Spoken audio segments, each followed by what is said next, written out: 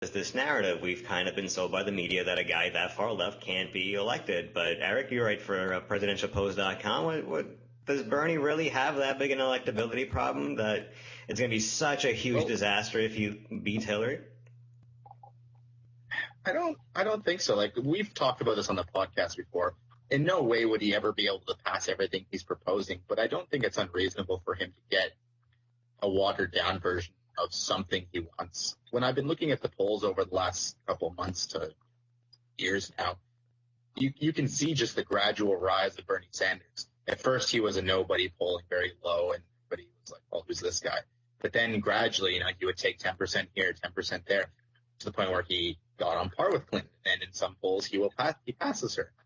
It's a back and forth, but it's one that Sanders really has gained a lot in, and I don't see that momentum slowing down because of the nature of his campaign.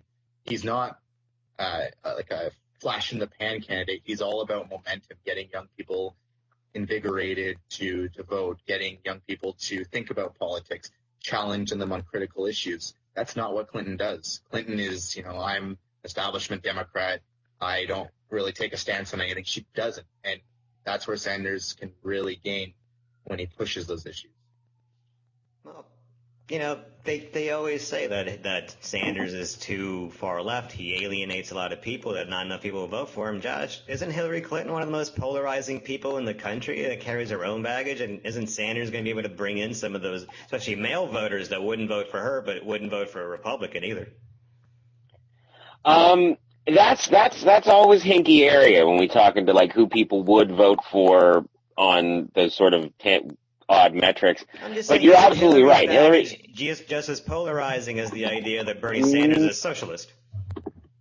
Yeah, I would say absolutely yes. Because and if you look at what it's been since, the rumors began when she resigned her post at State that she was preparing to run, there was the Benghazi thing, and then that gave birth to the email scandal, and now that's its own thing. And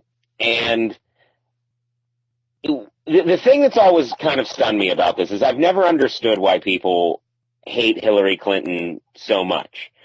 She's really just a boring centrist sort of career politician.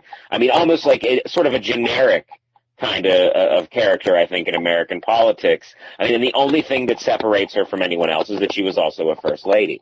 So I never understood why people hate her so much. But at the same time, she is immensely popular. Like, the people who hated her in 2008 and have hated her since she was, in China talking about human rights, or in Arkansas, doing what she was doing down there while Bill was governor. I think that she is capable of overcoming that, but that's the kind of thing she can do only if she's not significantly challenged within her own party. That's why the Clinton campaigns have always been terrified of their primary challengers. You would think after 2008, as soon as Bernie came in, because, we've been covering him since he announced, so I guess my view is a little not what everyone else has had, but, I feel like he's always been there beneath the surface, and it's always been kind of real. And I can't believe that she didn't get out in front of that after what happened in 2008. That astounds me. Not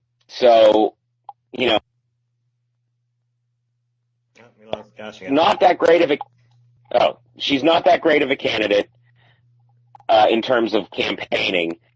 I don't know why she is seen as the obviously more electable choice than Bernie. They're both tough to sort of sell to people who aren't already agreeing to vote for a Democrat.